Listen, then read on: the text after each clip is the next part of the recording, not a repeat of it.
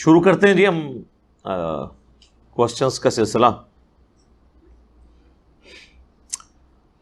پہلا سوال آیا ہے کہ جی علی بھائی آپ کا درس شروع ہونے سے پہلے تلاوت قرآن پاک ہونی چاہیے.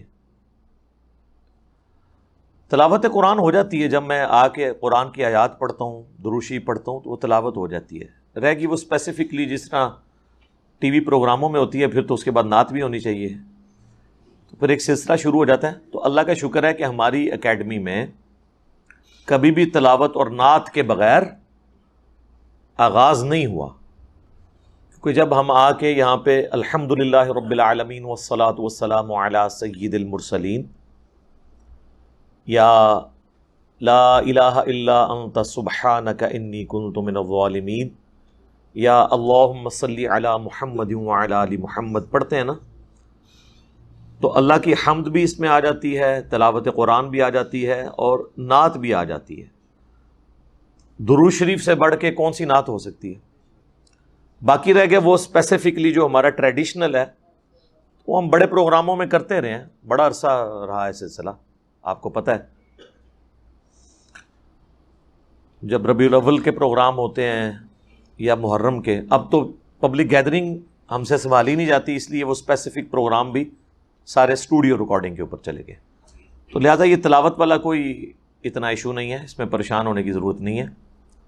جب ہم پڑھ دیتے ہیں الحمدللہ رب العالمین والصلاة والسلام علی سید الانبیاء والمرسلین وعلی آلہ واصحابہ اجمعین الی یوم الدین، سفیشنٹ، سب کچھ کور ہو گیا. ارے بھئی آپ کس مسلک کی مسجد میں نماز پڑھتے ہیں یا آپ کس کو ترجیح دیتے ہیں؟ ان باتوں کے جواب میں نے کئی دفعہ دیے ہیں کہ چونکہ میں تمام مکاتب فکر کو مسلمان سمجھتا ہوں، بریلوی، دیوبندی، اہل حدیث، اہل تشیع، سوائے دو فرقوں کے، ایک اہل سنت کا ٹوٹا ہوا فرقہ جس کی تکفیر کی گئی، قادیانی. اس کے لیے ہم فرقے کا لفظ اس لیے استعمال کرتے ہیں کہ قادیانی کو مذہب نہیں ہے، کوئی دین نہیں ہے. مذہب جو ہے آپ جا کے اپنے علماء سے پوچھیں تو وہ کہتے ہیں کہ اہل سنت میں 4 مذاہب ہیں، حنفی، شافعی، مالکی اور حنبلی. تو اب اس کے ساتھ انہوں نے 5ویں کو بھی ذکر کرنا ہے تو پھر کرتے ہیں. اب چونکہ ان کو ٹیکنیکلی نہ تو ٹرمنالوجیز کا پتہ ہے قرآن و سنت کی کہ کون سا اپروپریٹ ورڈ کس فرقے کے لیے یوز کرنا ہے، تو مذہب کا لفظ قادیانیوں کے لیے ہم یوز نہیں کر سکتے. وہ کوئی اسکول آف تھاٹ ہمارا نہیں ہے، وہ ایک فرقہ ہے جو اسلام سے ٹوٹ کے الگ ہو گیا. فرق کہتے ہیں مین جڑ سے ٹوٹ کر الگ ہونے والے کو، مذہب نہیں ہے. مذاہب تو آلریڈی بریلوی، دیوبندی، اہل حدیث، یہ سارے مذاہب ہیں، حنفی، شافعی، مالکی. یعنی مذہب کہتے ہیں چلنے کے راستوں کو، مسالک کے لیے بھی کا لفظ بھی استعمال ہوتا ہے. تو چونکہ انہوں نے ایک ختم نبوت کے مسئلے میں بہت بڑا اختلاف کیا، اس وجہ سے ان کی تکفیر کی گئی، ہم انہیں کافر سمجھتے ہیں. اور دوسرا فرقہ جو اہل تشیع میں سے نکلا ہے، نوسیریہ، جو ہمارے سب کانٹیننٹ میں تو نہیں ہے لیکن شام کے اندر وہ موجود ہیں. اب سب کانٹیننٹ میں بھی ان کی کافی سارے ذاکرین نے آ کے ممبر سنبھال لیا ہے، جس کی وجہ سے علماء پریشان ہیں.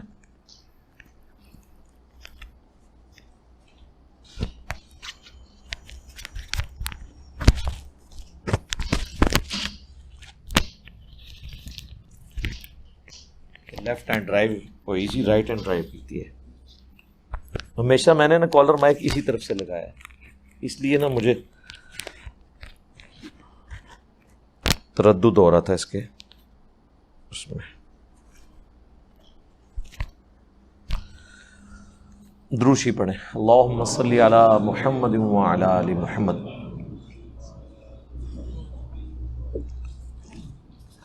چونکہ نماز سب کے پیچھے ہم پڑھ لیتے ہیں، اس لیے مسجد والا تو چکر ہی ختم. یہ جو نماز نہیں پڑھی جاتی نا، اس کے پیچھے یہ ہوتا ہے کہ ایک دوسرے کو کافر سمجھ رہے ہوتے ہیں. مسلمان بالکل نہیں سمجھتے، ورنہ نماز پڑھ لیں. ہاں ظاہر ہے پبلکلی یہ تو نہیں بولیں گے کہ ہم کافر سمجھتے ہیں. آج کل تو رد الفساد اور ضرب عضب کی وجہ سے لوگوں کے لیے پریشانی ہے، ورنہ تو پہلے آپ کو پتہ ہے کہ ہمارے ٹوائلٹس کے اندر چاکنگ ہوئی ہے شیعہ کافر کے نام سے، کیا یہ نہیں ہوتا رہا؟ اور اس ویڈیو کی وساطت سے میں اپنے بھائیوں کو بھی ریکویسٹ کروں گا کہ اگر آپ کو کوئی کسی مسجد میں نماز پڑھنے سے یا رفع الیدین کے ساتھ سنت کے مطابق نماز پڑھنے سے روکتا ہے، تنگ کرتا ہے، کسی سے الجھنے کی ضرورت نہیں ہے. ایک سادہ کاغذ کے اوپر اپنی ہینڈ رائٹنگ کے ساتھ اپلیکیشن لکھ کے قریبی تھانے کو دیں. آپ دیکھیں وہ مولوی آپ کے قدموں میں گرے گا آ کے، جتنا بڑا مرضی وہ ڈان ہوا. اب ان کے لیے جائے پناہ نہیں پاکستان میں انشاءاللہ تعالی. تو آپ نے ان ڈائریکٹ تو الجھنا ہی نہیں ہے. یہ اکثر لوگ کہتے ہیں نا جی وہ مولوی صاحب تنگ کرتے ہیں، منع کرتے ہیں. ان کے باپ کی مسجدیں یا تو لکھ کے لگائیں یہ مسجد ہماری ذاتی جاگیر ہے، صرف ہمارے فرقے کا بندہ نماز پڑھے گا. یہ تو ضرور لکھا ہوتا ہے انہوں نے کہ یہاں پہ خطیب یا امام فلاں فرقے سے ہوگا. یہ کسی نے نہیں لکھا ہوتا کہ یہاں پہ نماز صرف فلاں فرقے کے لوگ پڑھیں گے. یہ کہیں آپ نے دیکھا ہے کسی مسجد میں لکھا ہوا؟ تو اس کا مطلب کیا ہے کہ وہ اس چیز کو مانتے ہیں کہ ہم سب کو الاؤ کریں گے. تو جب تنگ کرے آپ کو کوئی، سادہ اپلیکیشن لکھ کے نہ تھانے میں دیں، نام لکھ دیں اور کہیں کہ جی یہ اس طریقے سے مجھے تو. اور ہم نے یہ پریکٹیکلی لوگوں سے کروایا. آج کل تو آپ کو پتہ ہے تمام مکاتب فکر کی جو وہ نان سٹیٹ ایکٹر تنظیمیں بنی ہوئی تھی نا، ساری کی ساری اس وقت جو ہے نا وہ لائن حاضر ہوئی ہوئی ہیں. ایک ایک کر کے سب کالعدم ڈکلیئر ہو رہی ہیں اپنی حرکتوں کی وجہ سے. میں تو اس حق میں نہیں کہ کسی تنظیم کو کالعدم ڈکلیئر کیا جائے، لیکن ان کو بھی اپنی حرکتوں کے اوپر غور کرنا چاہیے. کیوں اپنی اس قسم کے پولیٹیکل ایکٹیویٹیز کے ساتھ پیرلل میں اس قسم کے نان سٹیٹ ایکٹر بھرتی کر کے تو وہ اس قسم کی ایکٹیویٹیز پرفارم کرتے ہیں. لہذا مساجد ساری اللہ کی ہیں، تو میں ہر جگہ نماز پڑھ لیتا ہوں. اس چیز کو نہیں دیکھتا کہ یہ بریلویوں کی مسجد ہے، دیوبند کی، اہل حدیث کی، یا ایون شیعہ کی. حالانکہ اہل سنت اہل تشیع والی تفریق ذرا بڑی ہے. فائدہ نہیں ہے نا اس تفریق میں اب پڑھنے کا. جب مسلمان سمجھ رہے ہیں تو پھر نماز ہو جائے گی. بیسیکلی یہ کفر اسلام کے فتوے اور کسی کے پیچھے نماز ہوتی ہے نہیں ہوتی، اس حوالے سے آپ کو قرآن و سنت میں کوئی بات نہیں ملے گی. یہ سارے علماء کے فتوے ہیں، چاہے پرانے علماء ہیں چاہے جدید دور کے علماء ہیں. فتویٰ آتے ہی اس وقت ہے جب قرآن و سنت میں کوئی بات موجود نہ ہو. میرا ایک معصومانہ سوال ہے کہ یہ جو ایشو ہے کسی کے پیچھے نماز پڑھنے کا، کیا یہ کوئی فروعی مسئلہ تھا یا یہ کوئی جدید دور سے تعلق رکھنے والا مسئلہ تھا کہ اس کے اوپر آج کے علماء کے فتووں کی ضرورت ہوتی؟ ریل گاڑی میں نماز، ہوائی جہاز میں نماز، یہ باتیں تو سمجھ آتی ہیں. بریلوی کے پیچھے نماز اور دیوبندی کے پیچھے نماز اور اہل حدیث کے پیچھے نماز، سنی کے پیچھے نماز، شیعہ کے پیچھے نماز، یہ تو پرانے مسئلے ہیں. فتوے آج کیوں آ رہے ہیں؟ حالانکہ اس سے زیادہ گمراہ کن فرقے صحابہ کے دور میں موجود تھے. کوئی مجھے بتائیں کہ صحابہ کرام ایک دوسرے کے پیچھے نماز نہ پڑھتے ہوں یا ان فرقوں کے پیچھے نماز نہ پڑھتے ہوں. سنن الکبریٰ البیہقی میں موجود ہے. عبداللہ بن عمر خوارج کو سلام بھی کرتے تھے، ان کے سلام کا جواب بھی دیتے تھے، اور حی علی الصلاۃ حی علی الفلاح پہ بھی جواب دیتے تھے، یعنی نماز بھی پڑھتے تھے. جب لوگوں نے پوچھا انہوں نے کہا جب تک ان کی مساجد سے حی علی الصلاۃ حی علی الفلاح کی آوازیں آتی رہیں گی ہم ان کے پیچھے نماز بھی پڑھیں گے، ہم ان کے سلام کا جواب بھی دیں گے. لیکن جب یہ ہمیں کہیں گے کہ ہم اپنے مسلمان بھائیوں کو قتل کریں تو ہم ان کا ساتھ نہیں دیں گے. اور معذرت کے ساتھ ہماری عوام جو ہے وہ قتل کرنے میں ساتھ دیتی ہے، نماز ایک دوسرے کے پیچھے نہیں پڑتی. دیکھیں الٹ چل رہا ہے کام. ہمیں ان لوگوں کے فتووں کی ضرورت ہے. سب سے زیادہ خوارج کی وجہ سے تکلیفیں اٹھانی پڑیں مولا علی کو رضی اللہ تعالیٰ عنہ علیہ السلام. مولا علی نے تو کبھی نہیں کہا ان کے پیچھے نماز نہیں ہوتی، یہ کافر ہے. المصنف ابن ابی شیبہ میں موجود ہے، جب حضرت علی سے پوچھا گیا خوارج کے بارے میں تو انہوں نے فرمایا، پوچھا گیا کیا یہ منافق ہے؟ انہوں نے کہا منافق تو نہیں ہے، اگر منافق ہوتے تو اللہ کا ذکر بہت کم کرتے، جس طرح قرآن میں ہے کہ منافق تو تھوڑا اللہ کا ذکر کرتے ہیں، یہ تو بڑی لمبی نمازیں پڑھتے ہیں. پوچھا گیا کافر ہیں؟ فرمایا کافر بھی نہیں ہے، یہ کفر ہی سے تو بھاگے ہیں، انہوں نے یہ سمجھا کہ میں کافر ہو گیا ہوں اس لیے مجھے چھوڑ گئے. تو کفر سے تو شدید نفرت کرتے ہیں. تو اب تین ہی کیٹیگریز ہو سکتی ہیں نا. یا کوئی منافق ہوگا یا کافر یا مسلمان. تو پوچھا گیا پھر یہ کیا ہیں؟ تو کہا گیا کہ یہ ایک گروہ ہے جس نے ہم سے بغاوت کی ہے.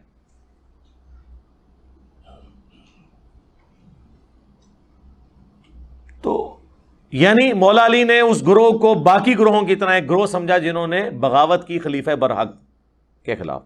تو بغاوت صرف اہل نہروان اور خوارج نے تو نہیں کی، اہل صفین نے بھی بغاوت کی، اہل جمل نے بھی بغاوت کی. تو اسی کیٹیگری میں رکھا ہے. اور آپ کو مزے کی بات بتاؤں، سنن نسائی الکبریٰ کے اندر حدیث موجود ہے، المستدرک للحاکم کے اندر موجود ہے، مسند امام احمد میں موجود ہے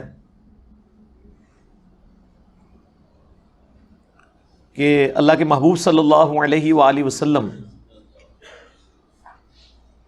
ایک دفعہ اپنی زوجہ محترمہ کے گھر سے نکلے اور آپ کی جوتی راستے میں ٹوٹ گئی. تو آپ نے وہ اپنی جوتی اتار کے مولا علی کو دی گانٹھنے کے لیے. تو سیدنا علی وہیں پہ بیٹھ کے اس جوتی کو گانٹھنا شروع کر دیا. نبی علیہ السلام تھوڑی دیر تو چلے، پھر آپ سائڈ پہ رک گئے سیدنا علی کے انتظار کے لیے. اور پھر حضرت علی کی غیر موجودگی کو غنیمت سمجھتے ہوئے نبی علیہ السلام نے اپنے باقی اصحاب سے کہا کہ دیکھو اللہ تعالیٰ نے مجھے نبی بنا کر مبعوث کیا، ایز اے لاسٹ ریزارٹ مجبوراً مجھے اپنے قبیلے کے لوگوں کے خلاف ان کے کفر کی وجہ سے تلوار اٹھانی پڑی، قرآن کی تفسیر کی خاطر کافروں کے خلاف مجھے تلوار اٹھانی پڑی. لیکن تم میں ایک ایسا شخص ہے جسے قرآن کی تعبیر کی خاطر مسلمانوں کے خلاف تلوار اٹھانا پڑے گی. اب یہ بہت بڑی بات تھی، وہ کام جو نبی علیہ السلام نے نہیں کیا، یعنی مسلمان کے خلاف تلوار اٹھانا، لیکن آن دا بہاف آف پرافٹ حضور کے بعد وہ کام کسی اور نے کرنا تھا. تو سیدنا ابو بکر نے کہا یا رسول اللہ کیا وہ شخص میں ہوں گا؟ آپ نے فرمایا لا. نبی علیہ السلام کی مبارک زندگی میں یہ لفظ زبان پہ آتا ہی نہیں تھا، لا نہ آپ کی زبان پہ ہے ہی نہیں تھی، اس اعتبار سے کہ کوئی شخص آپ سے مانگے اور آپ اس کو انکار کر دیں، اس لیے اب لا کا لفظ استعمال ہی نہیں کرتے تھے. سیدنا عمر نے کہا انا یا رسول اللہ میں ہوں وہ شخص جو مسلمانوں کے خلاف قتال کرے گا قرآن کو منوانے کے لیے، جس کا ذکر سورۃ الحجرات میں ہے، اگر مسلمانوں کا کوئی گروہ باغی ہو جائے تو اس سے قتال کرو یہاں تک کہ وہ توبہ پہ آمادہ ہو. تو اس آیت کی پریکٹیکل تفسیر کیا میں نے ماننا ہے؟ تو سیدنا عمر کے سوال پہ نبی علیہ السلام نے فرمایا لا، نہیں، بلکہ وہ شخص ہے جو میری جوتیاں گانٹھ رہا ہے. تو صحابہ اکرام دوڑے مولا علی کی طرف اور انہیں جا کے بتایا کہ اتنی بڑی بشارت آپ کے لیے کہ آپ نے نبی علیہ السلام کے بہاف پہ مسلمانوں کے خلاف تلوار اٹھانی ہے، ان کا قبلہ درست کرنے کے لیے، جس طرح نبی علیہ السلام نے ایز اے لاسٹ ریزارٹ کافروں کے خلاف تلوار اٹھائی. تو سیدنا علی مسکرا پڑے. صحابہ کہتے ہیں ہم سمجھ گئے کہ حضرت علی کو یہ بات پہلے سے معلوم تھی. آپ کا جو فیس ایکسپریشن تھا وہ یہ بتا رہا تھا کہ آپ کو یہ بات پہلے سے معلوم تھی. اب یہ حدیث ان کے گلے کا کانٹا ہے. کن کا؟ جو کہتے ہیں ایک دوسرے کے پیچھے نماز نہیں ہوتی. کیونکہ جب ہم کہتے ہیں نا خوارج کی بات کرتے ہیں نا ان سے، تو کہتے ہیں نہیں خوارج تو کافر ہیں، ان کی مثالیں نہ آپ دیں، ان کو تو کہتے ہی خارجی ہیں. لیکن جب یہ حدیث آتی ہے اور ہم کہتے ہیں یہ سیدنا علی نے کن مسلمانوں کے خلاف تلوار اٹھائی؟ جنگ جمل والوں کے خلاف، بلکہ مجبوراً اٹھائی تلوار تو انہوں نے اٹھا لی تھی. ظاہر ریٹ آف دی گورنمنٹ کو چیلنج کیا تو پھر ریٹ آف دا گورنمنٹ تو اسٹیبلش کرنی تھی سیدنا علی نے، اسی وجہ سے مجبوراً ان کو اپنا دارالخلافہ کوفے شفٹ کرنا پڑا مدینہ شریف سے. کیونکہ سیدہ عائشہ، سیدنا طلحہ، زبیر رضی اللہ عنہم اجمعین، ہم تو ان کے لیے احترام رکھتے ہیں الحمدللہ، دنیا اور آخرت میں اللہ کے مقرب لوگوں میں سے ہیں وہ. ان کی غلطیوں پر ان کی نیکیاں بھاری ہیں الحمدللہ. تو اب ریٹ آف دا گورنمنٹ کے لیے بجائے دھرنا جو ہے وہ مدینہ شریف میں آ کے دینے کے، جہاں پہ خلیفۃ المسلمین بیٹھے تھے، انہوں نے جا کے کوفے پہ خود چڑھائی کرنا شروع کر دی. تو پھر سیدنا علی کو مجبوراً یہاں سے نکل کے عراق جانا پڑا. جب ہم یہ بات کرتے ہیں کہ میرے بھائی یہ دیکھیں یہ سارے معاملات، اب تو محرم کا مہینہ بھی آنے لگا ہے تو مجھے بائی چانس یہ باتیں ذہن میں آنا شروع ہو جاتی ہیں، لیکن اس سے جڑی ہوئی ہیں۔ ہم کہتے ہیں مسلمانوں کے خلاف جو تلوار اٹھائی نا، اس سے مراد پھر جنگ جمل والے اور جنگ صفین والے لوگ ہیں، کیونکہ مسلمان تو حضرت عائشہ، طلحہ، زبیر رضی اللہ عنہم اجمعین اہل جمل، اور اہل صفین میں حضرت معاویہ، حضرت عمر بن عاص اور حضرت مغیرہ ابن شعبہ رضی اللہ عنہم اجمعین، یہ ہیں۔ وہ کہتے ہیں نہیں یہ مراد نہیں ہے، ان سے مراد خوارج ہیں، کیونکہ حضور نے فرمایا تھا مسلمانوں کے خلاف حضرت علی کو تلوار اٹھانی پڑے گی۔ تو یہ جو آپس کی ان کی جنگیں نا، ان میں ہمیں خاموش رہنا چاہیے۔ یہ حضرت علی نے ان کے خلاف جو تلوار اٹھائی نا، اس مسئلے کو ڈسکس نہ کریں۔ یہ جو حضور نے کہا تھا نا کہ نبی علیہ السلام کی ڈیوٹی پوری کریں گے حضرت علی، اب یہاں ماننا پڑ جائے کہ حضرت علی نے جنگ صفین اور جمل رسول اللہ کی ڈیوٹی پوری کی ہے، تو پھر ان کی پوری ناسبیت دھڑام سے نیچے آ جاتی ہے۔ تو پھر وہاں کہتے ہیں نہیں یہ جو کہا گیا نا مسلمانوں کے خلاف تلوار اٹھانی پڑے گی، اس سے مراد خارجی ہیں، تو سر پھر خوارج کو آپ مسلمان مان لیا۔ اگر خارجی مسلمان ہے تو بریلوی دیوبندی اہل حدیث شیعہ کیوں نہیں مسلمان؟ حالانکہ خارجی جو ہیں وہ صحابہ کو کافر کہتے تھے۔ تو آج اگر کوئی کہتا ہے جی فلاں کافر، اس کی بنیاد پہ آپ اسے کافر نہیں کہیں گے، لیکن اس کی اصلاح ضرور کریں گے کہ اس کی وجہ سے کفر دون الکفر تو ہو جائے گا نا، یعنی کفر لوٹ آتا ہے جو بندہ ناحق کسی کو کافر کہتا ہے، لیکن اس کے پیچھے بھی پھر پوری وہ ایک شرائط ہے، ایک معاملہ لادا ہے۔ تو میں نے آپ کو بتایا کہ صحابہ کرام میں اتنی ٹالرنس تھی۔ سیدنا عثمان کو دیکھیں، صحیح بخاری میں اوپر تلے 2 حدیث ہیں 694 اور 695، اس پہ باب باندھا امام بخاری نے بدعتی اور باغی کے پیچھے نماز پڑھنے کا حکم، یعنی بدعتی ہو باغی ہو اس کے پیچھے آپ نماز پڑھیں گے۔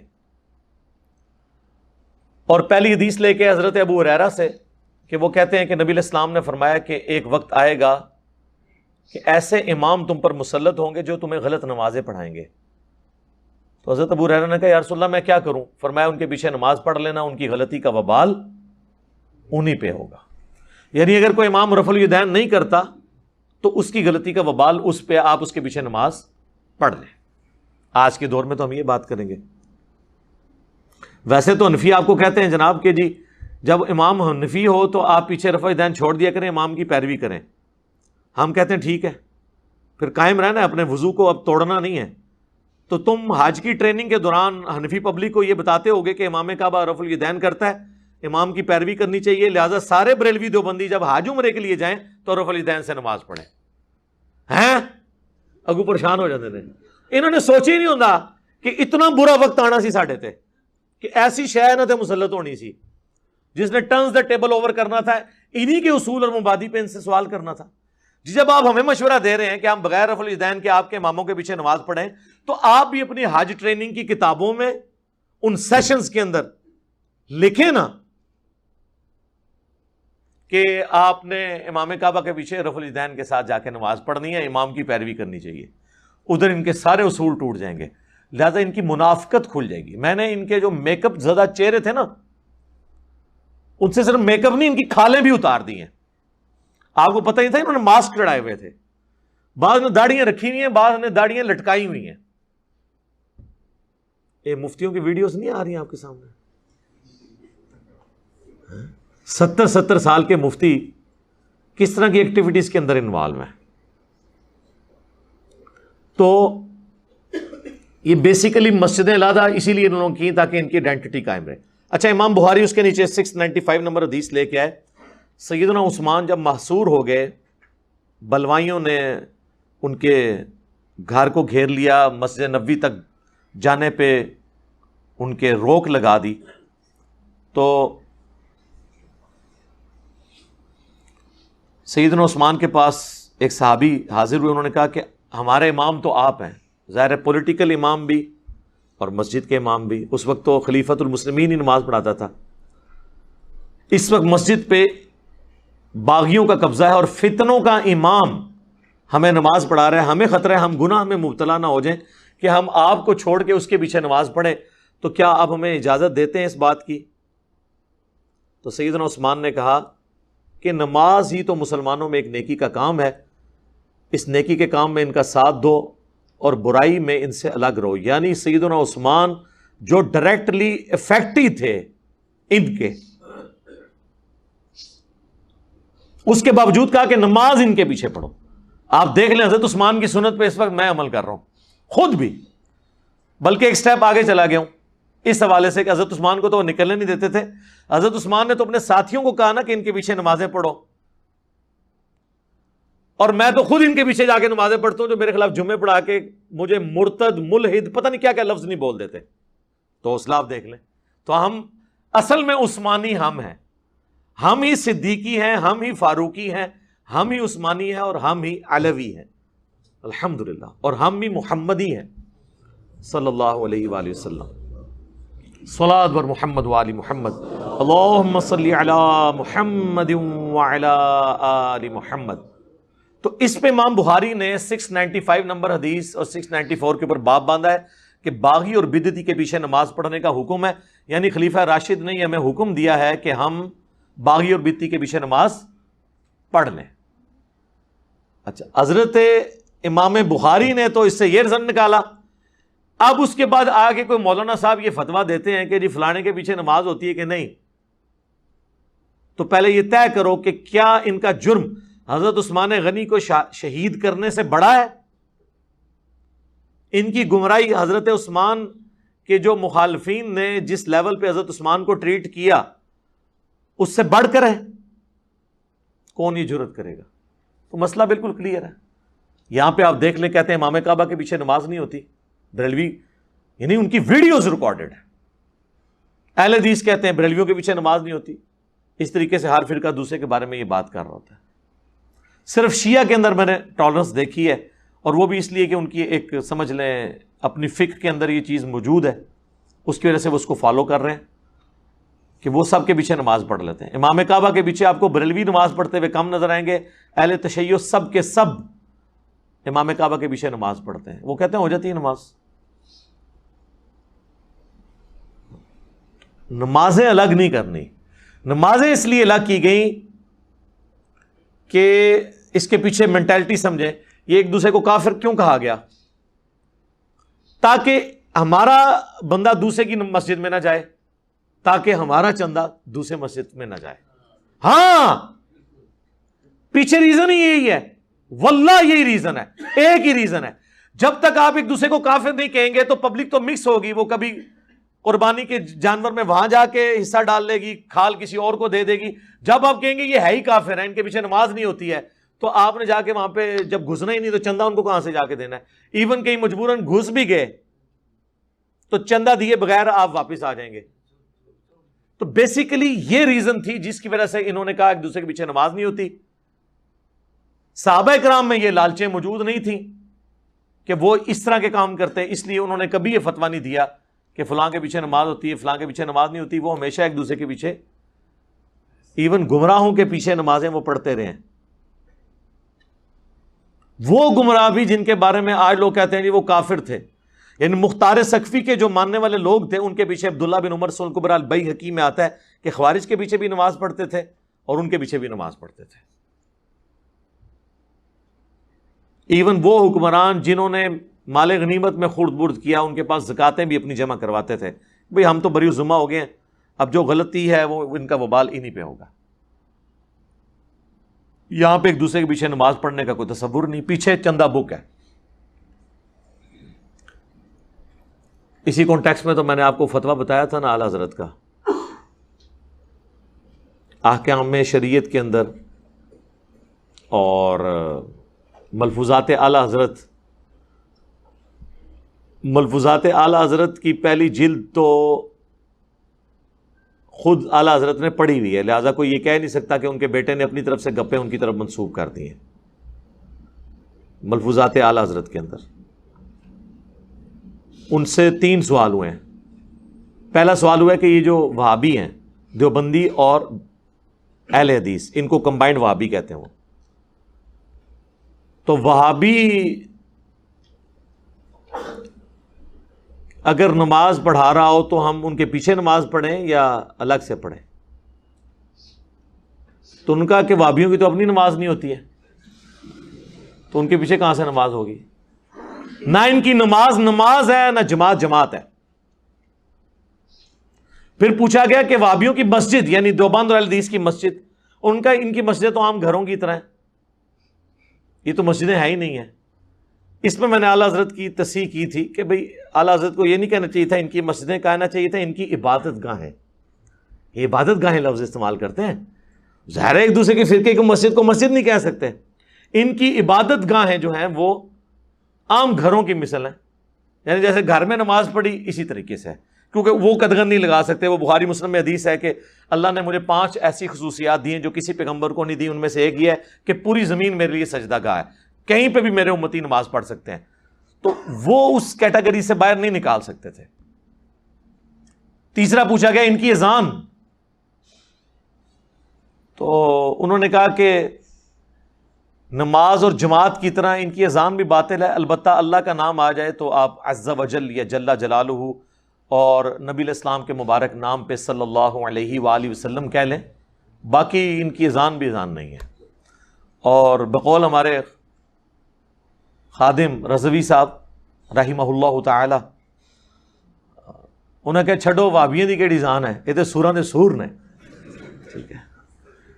یہ جاندے جاندے اتنا بڑا، جس طرح ہیروشیما اور ناگاساکی پہ جب ایٹم بم پھینکا گیا تھا نا، تو جاپان کے جہاز تو سمندری سفر میں پیسیفک اوشن میں اٹلانٹک میں کس طرح چڑھ دوڑے تھے اپنے مخالفین کے خلاف، امریکہ کے خلاف، لیکن 2 ایٹم بم گرنے سے جاپان جنگ ہار گیا۔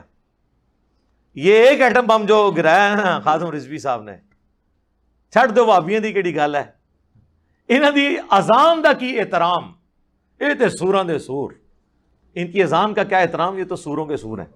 جیسے سور یعنی خنزیر بدترین جانور ہے، اس طرح انسانوں میں یعنی سوروں کے اندر سب سے بدترین یہ ہیں بقول ان کے۔ اس کے بعد انہوں نے اگر کہیں پہ کوئی ایک اتحاد امت کی فضا جعلی قائم بھی ہوئی تھی نا ان کے درمیان، جو میں کہتا ہوں یہ ایکٹنگ کر رہے ہوتے ہیں، یہ کر ہی نہیں سکتے اتحاد، ان کے بڑوں نے ان کو علیحدہ کیا ہوا ایک دوسرے کو، تو وہ بھی ختم ہو گئی۔ اسی طریقے سے ہیں سارے۔ تو نماز سب کے پیچھے پڑھیں جی۔ یہ سوال ایسا تھا کہ جو متقاضی تھا میں اس پہ تفصیلی بولتا، اس لیے میں نے ہر اینگل سے کوشش کیا۔ ہم نے اللہ سے نہیں کہا کہ ہمیں پیدا کرو پھر ہم اللہ کا شکر کیوں ادا کریں۔ بالکل یہی سوال میں نے غامدی صاحب سے بھی کیا تھا، انہوں نے اس کا جواب دیا، اور پھر اس میں نے کچھ ویلیو ایڈیشن بھی کی تھی۔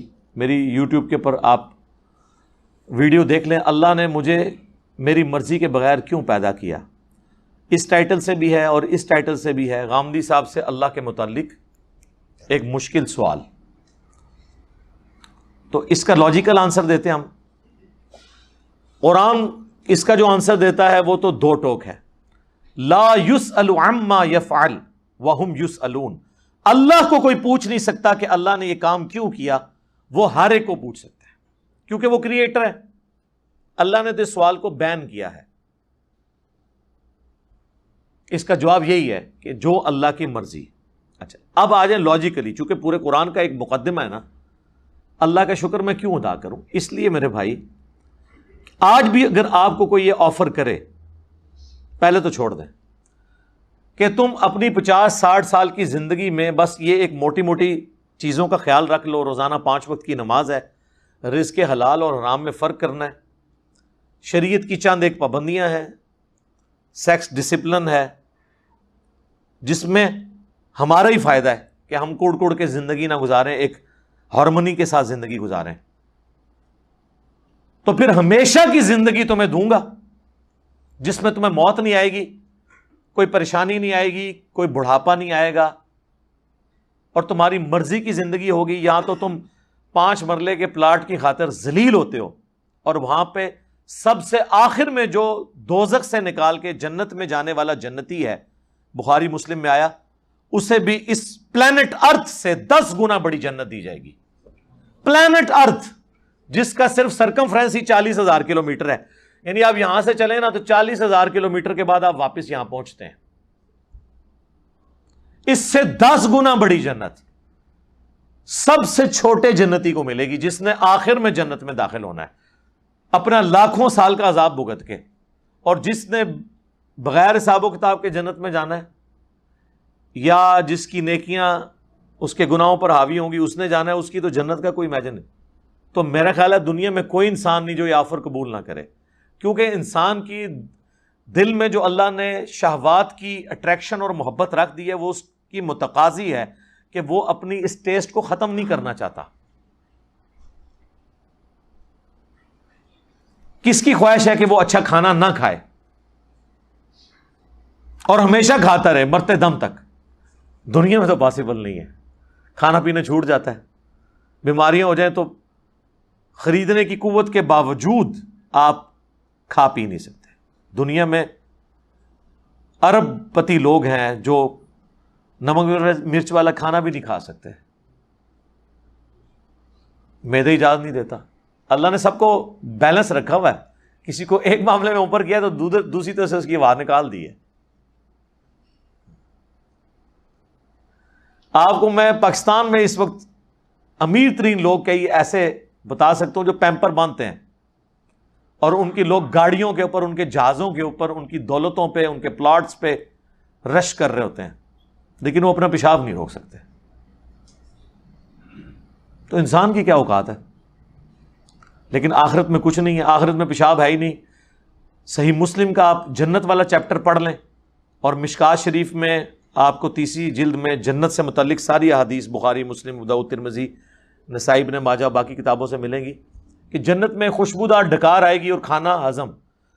پیشاب کرنے کی جو تکلیف ہے نا، یہ بھی نہیں انسان کو اٹھانی پڑے گی، کیونکہ جنت میں تکلیفیں آئی نہیں ہیں۔ اور جنت میں آپ کا پیٹ کا بھرنا نہ بھرنا یہ آپ کی مرضی سے ہے، آپ لذت کے لیے کھائیں گے۔ دنیا میں تو آپ لذت والی چیز تھوڑی دیر کھائیں تو پھر پیٹ جواب دے جاتا ہے، نہیں، جنت کی کسی نعمت کو فنا نہیں ہے۔ آم توڑ کے کھائیں گے پھر آم دوبارہ اگ جائے گا اسی وقت ہی، کسی چیز نے ختم نہیں ہونا۔ اتنی بڑی بڑی نے، اور سب سے بڑی بات کن فیکون، جو اللہ کی کوالٹی ہے، وہ کسی درجے میں اللہ تعالیٰ اپنی مخلوق کو اس حوالے سے دے دے گا کہ اس کی خواہشات کی تکمیل ہوگی جنت میں۔ جو خواہش کرے گا، جو سوچے گا اس کے سامنے آ جائے گا۔ یہ تو کوالٹی صرف اللہ کی ہے، لیکن انسان کو اللہ تعالیٰ یہ کوالٹی وہاں پہ دے دے گا۔ تو یہ کتنا سستا سودا ہے، چند سالوں کی زندگی دے کے ہمیشہ کی زندگی حاصل کر لینا، نہ ختم ہونے والی۔ تو اب مجھے بتائیں، اس اللہ کا شکر ادا کرنے کا دل نہیں کرتا کہ جو اکیلا تھا، کسی کو نہ بھی پیدا کرتا، اسے کوئی پوچھ نہیں سکتا تھا، اس کا پہلا احسان کہ اس نے پیدا کیا، اس کے بعد ایک آفر رکھی، اتنی زبردست قسم کی آفر۔ ہونا تو چاہیے تھا 1 ارب سال کی زندگی کے لیے 1 کروڑ سال تو یہاں مشقت کروائی جاتی دنیا میں، لیکن اس نے چند سال کی مشقت مانگی، اور وہ بھی مشقت نہیں ہے، نارمل لائف ہے، بس صرف لائف کا ڈسپلن ہے، اور ہمیشہ کی زندگی دے دی۔ تو جو اللہ اکیلا ہونے کے باوجود اپنے ساتھ اتنے لوگوں کو آفر دے کہ آؤ میں تمہیں وہ کوالٹیز دوں گا جو میری کوالٹیز ہیں۔ موت کسے نہیں آتی؟ اللہ کو۔ انسان کو بھی موت نہیں آئے گی۔ دیکھیں نا، یہ تھوڑی بات ہے، دنیا میں موت آنی ہے نا، جنت میں موت نہیں ہے۔ صحیح بخاری میں حدیث ہے کہ موت کو مینڈے کی شکل میں لا کے جہنم اور جنت کے درمیان ذبح کر دیا جائے گا، اور ندا کی جائے گی، جنتیوں مبارک ہو، آج کے بعد تمہیں کبھی موت نہیں آئے گی، بے فکر ہو کے زندگی گزارو۔ اور جہنمیوں کی حسرت میں اضافہ ہوگا کہ تمہیں بھی موت نہیں آئے گی، تم بھی اس تکلیف میں زندگی گزارو۔ اللہم لا تجعلنا منہم، اللہم اجرنا من النار، ربنا اصرف عنا عذاب جہنم ان عذابها کان غراما، آمین۔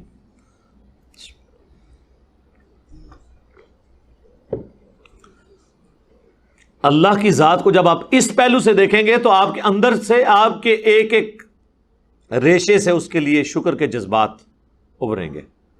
ہم تو اپنے ساتھ اپنی اس دولت میں جو اللہ نے ہمیں دی ہے کسی کو شریک کرنے کے لیے تیار نہیں ہے، اور اللہ تعالیٰ اپنی خدائی صفات کے اندر آپ کو آپشن دے رہا ہے کہ آپ کو بھی موت نہیں آئے گی، آپ کو بھی ہر وہ چیز ملے گی جس کی آپ خواہش کریں گے،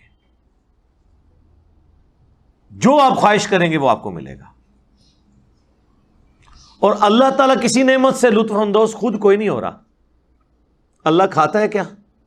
اللہ کی کوئی بیوی ہے؟ اللہ کے کوئی بچے ہیں؟ یہ وہ ساری چیزیں جو ہمارے لیے اٹریکشن کا باعث ہے، اللہ کے لیے ان میں سے کوئی بھی چیز اٹریکشن کا باعث نہیں ہے سوائے ایک چیز کے، اور وہ چیز یہ ہے، حالانکہ اس معاملے میں بھی وہ غنی ہے لیکن یہ اس کی خواہش ہے کہ بندے، انسان، مخلوقات، جن، فرشتے اس کا شکر کریں، اس کی عبادت کریں، ٹوٹل اوبیڈینس کریں۔ وما خلقت الجن والانس الا لیعبدون، ہم نے جن اور انسانوں کو فقط اس لیے پیدا کیا کہ وہ ہماری عبادت کریں، ہمیں مانے نہیں، صرف عبادت کریں، اور عبادت کہتے ہیں ٹوٹل اوبیڈینس کو، تو اس لیے شکر ادا کریں جی۔ جب ہمارا مان ہے کہ سب حضرت آدم کی اولاد ہیں تو یہ ذات کہاں سے نکلی؟ اس میں سید زادے کہتے ہیں کہ ہماری، یار سید زادوں کے ایسے لوگ بہت پریشان ہیں۔ دیکھیں، یقیناً ذات پات کی بنیاد کے اوپر تمیز نہیں کرنی چاہیے، سوائے ایک چھوٹا سا اس کا پورشن ہے کہ اللہ جسے چن لے۔ اب ذات پات کو تو چھوڑ دیں، ذات پات کی تو تفریق کوئی کہہ سکتا ہے کہ انسانوں کی بنائی ہوئی ہے، مرد و عورت کی تفریق کیا انسانوں نے بنائی ہے؟ یہ تو اللہ نے بنایا نا۔ مرد کو کئی کوالٹیز ایسی دی ہیں جو عورتوں کو نہیں دی، عورتوں کو کئی کوالٹیز دی ہیں جو مردوں کو نہیں دی ہیں۔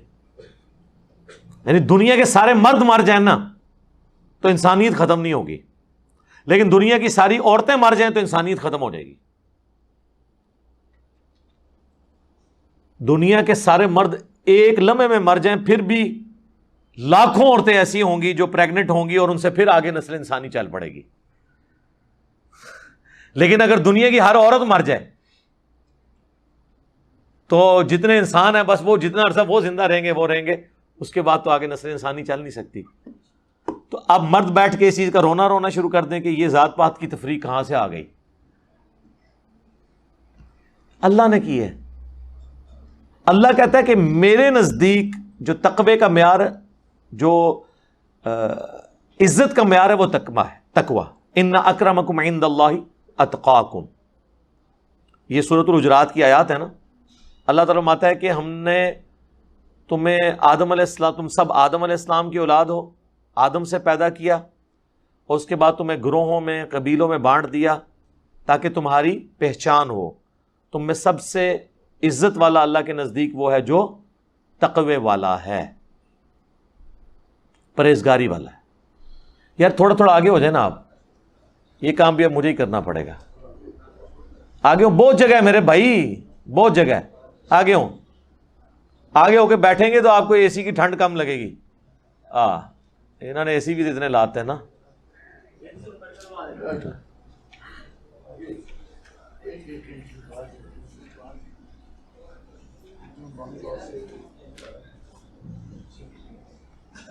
اچھا،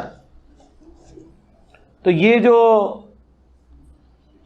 ذات پات کی اس حوالے سے تو تفریق اللہ نے کی ہے کہ تمہیں قبیلوں میں بانٹا ہے، یہ اللہ نہیں بانٹا ہے، بل اس کی بنیاد کے اوپر ایک دوسرے کو ذلیل کرنا وہ غلط ہے۔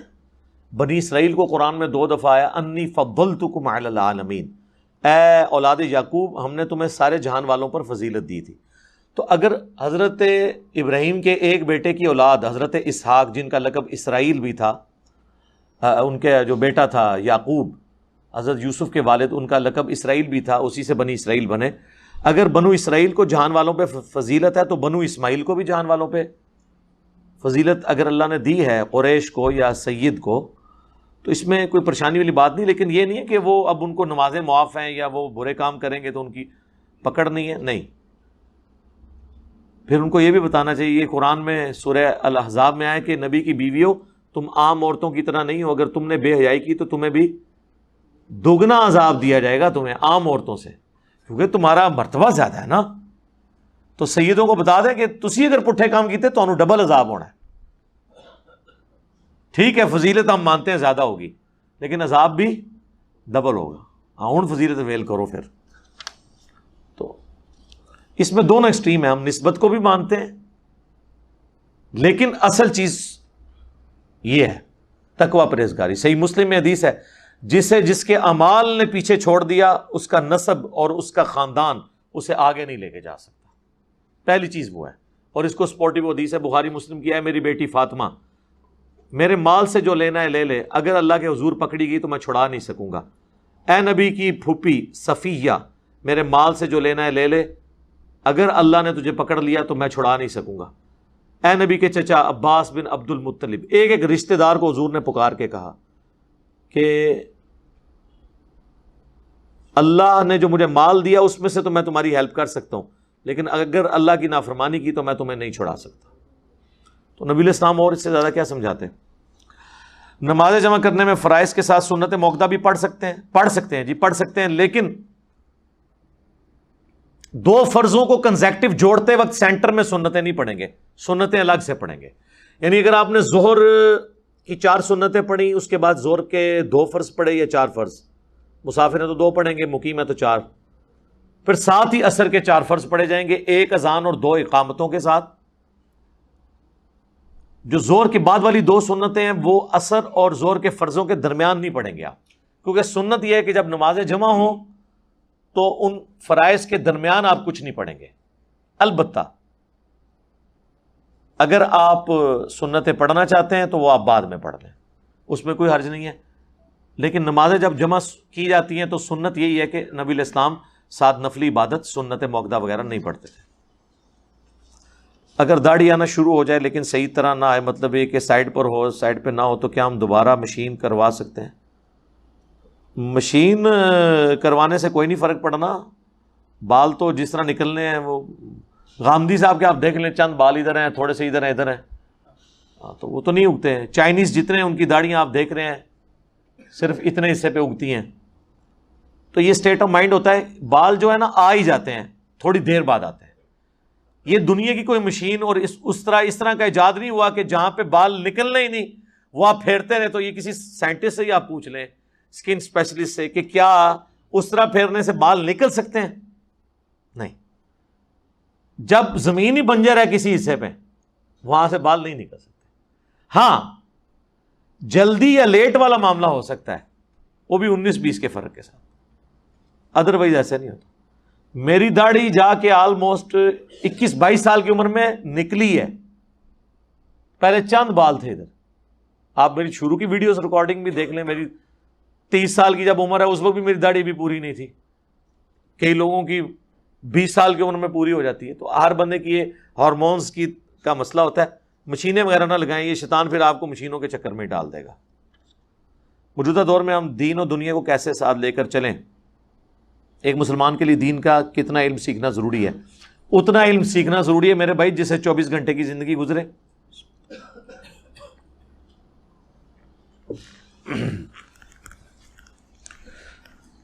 24 گھنٹے میں سب سے امپورٹنٹ چیز تو نماز ہے نا. تو نماز کے ساتھ پھر طہارت کے مسائل، وضو، غسل، استنجا، کپڑوں کی پاکی ناپاکی، یہ سب کچھ جڑا ہوا ہے نا. نماز کی ٹائمنگز کا پتہ ہونا، نماز کا طریقہ پتہ ہونا، 24 گھنٹے کے لیے اتنا علم حاصل کرنا ضروری ہے جس سے آپ اپنی زندگی گزار سکیں. تو وہ انسان وقت کے ساتھ ساتھ چیزیں ظاہر ہے سیکھنا شروع کر دیتا ہے. قرآن ترجمے سے پڑھیں، مشکات المصابیح آپ ضرور ڈاؤن لوڈ کر کے احادیث پڑھنا شروع کریں تو آپ کو بیسک نالج آ جائے گا. باقی ہماری ویڈیوز میں ہر چیز ریکارڈڈ ہے. باقی رہ گیا دین اور دنیا ساتھ. اسلام ہی وہ واحد دین ہے جس میں دین اور دنیا ساتھ ہے. باقی دنیا میں جتنے مذاہب ہیں نا یا ادیان کہہ لیں، ان میں ایکسٹریم رویے ہیں. کرسچنز میں بھی آپ دیکھیں جو راہب بنے وہ بالکل ایون شادیاں بھی نہیں پھر کرتے، سب کچھ چھوڑ چھاڑ کے بیٹھ جاتے ہیں. ہندوؤں میں بھی آپ دیکھ لیں پہاڑوں میں جا کے بیٹھ گئے ہوئے. مسلمان ایک ڈائنامک لائف گزارتا ہے. نبی علیہ السلام کبھی بھی جا کے پہاڑوں میں آپ نے وقت نہیں گزارا. وہ غار ہرا کا ایک واقعہ ہے، نہ اس سے پہلے کوئی واقعہ ہوا نہ اس کے بعد. وہ اللہ نے اس جگہ کو چنا بس، ورنہ تو آپ کی ڈائنامک لائف ہے. حضرت ابوبکر صدیق کی کوئی چلا گاہ نہیں تھی، حضرت عمر کی کوئی چلا گاہ نہیں تھی. یہ کہتے ہیں فلانے بزرگوں نے آنے سال تھے چلا کٹیا. بھئی مسلمانوں کی چلا گاہ جو ہے نا وہ مسجد ہے. بخاری مسلم دونوں میں 7 لوگوں کو اللہ کے عرش کا سایہ ملے گا. ان میں سے ایک وہ شخص ہے جس کا دل مسجد میں اٹکا رہے ہر وقت.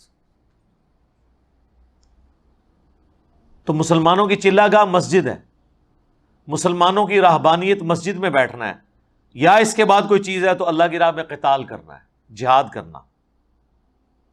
جنگلوں میں جا کے بیٹھ کے وہاں پہ ڈیرے لگا لینا اور وہاں پہ جناب جا کے وہ سینریاں دیکھنا خوبصورت، اور چندے سارے وہاں پہ ہی آ جائیں اپنے پاس،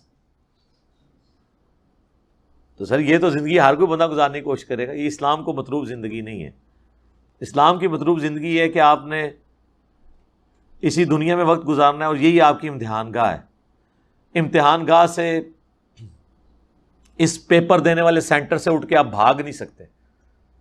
آپ کو پرچہ بھی خالی دینے کی اجازت نہیں ہے، ورنہ تب بھی فیل ہو جائیں گے، اٹھ کے بھاگ جائیں گے تب بھی فیل ہو جائیں گے. یہی ہماری امتحان گاہ ہے. بیوی، اولاد، ماں باپ، رشتہ دار، معاشرہ، اسی میں رہ کے ہم نے وقت گزارنا ہے. اور لیکن اس میں ہر لمحے ہم نے یہ ڈیسائیڈ کرنا ہے کہ کون سی چیز قرآن و سنت کے مطابق ہے، ہم اس کو اڈاپٹ کریں، جو خلاف ہے وہ چھوڑ دیں.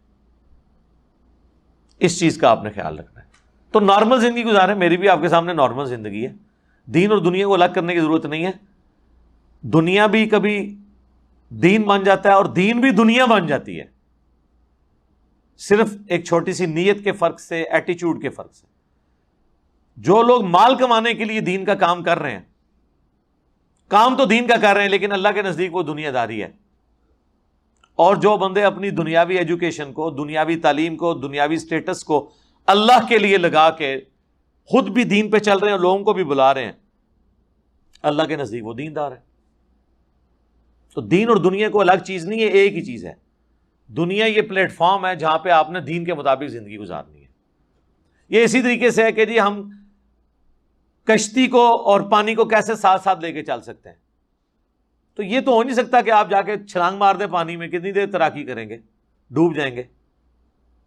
اور یہ بھی نہیں ہو سکتا کہ آپ کشتی کو نکال لیں اور کسی جزیرے پہ لگا دیں تو آپ اپنی منزل تک بھی نہیں پہنچ سکتے.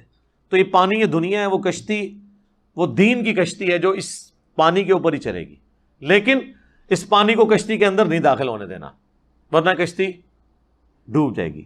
پانی کو آپ غائب نہیں کر سکتے، ورنہ کسی جزیرے پہ جا کے بیٹھ جائیں گے، منزل تک پہنچ نہیں سکتے. تو دنیا میں ہی رہ کے اپنے معاملات کو لے کے چلنا ہے. کیا عام مسلمان کے لیے واجب ہے کہ وہ ختم نبوت کی ہڑتالوں میں شامل ہو؟ ختم نبوت کی ہڑتالیں میرے بھائی کہاں ہو رہی ہیں؟ یہ سب کی سب جو جتنی بھی تحریکیں ہیں یہ اینٹی قادیانی تحریکیں ہیں، ختم نبوت تحریکیں نہیں ہیں. یہ ذہن میں رکھیے گا. ختم نبوت تحریک ہوتی نا میرے بھائی تو پھر انصاف کا تقاضا یہ تھا کہ چشتی رسول اللہ اور اشرف علی تھانوی رسول اللہ کے خلاف بھی آج تک وہ آپ نے ہڑتال دیکھی ہے؟ اگر کی کسی نے تو میں ہی کروں گا، نہیں میں تو اس چیز میں بلیو نہیں کرتا. ہمیں ہڑتال کرنے کی ضرورت نہیں ہے. ہم نے اپنا پروٹیسٹ ریکارڈ کروا دیا ہے. خود بخود لوگ اس پورے کے پورے سسٹم سے متنفر ہو کے کتاب و سنت کا منہج اختیار کر رہے ہیں. ہمیں تو کوئی فرق نہیں پڑتا. ٹھیک ہے، یہ پردہ آگے کر دیں تاکہ کولنگ نہ ضائع ہو. ہاں جی. تو ختم نبوت کی تحریکیں نہیں ہیں، یہ ایک فرقے کے خلاف تحریکیں ہیں. آپ ختم نبوت کی تحریک کہیں پہ آئی تو مجھے بتائیے گا، میں بھی اس میں شامل ہوں گا. جس میں غلام احمد قادیانی دجال کے خلاف بھی پوسٹر ہو اور چشتی رسول اللہ اور اشرف علی تھانوی رسول اللہ والے پوسٹر بھی لگے ہوں، سب سے پہلے میں اس تحریک میں شامل ہوں گا. اور ٹائم قیامت تک کے لیے، ٹائم قیامت تک کے لیے.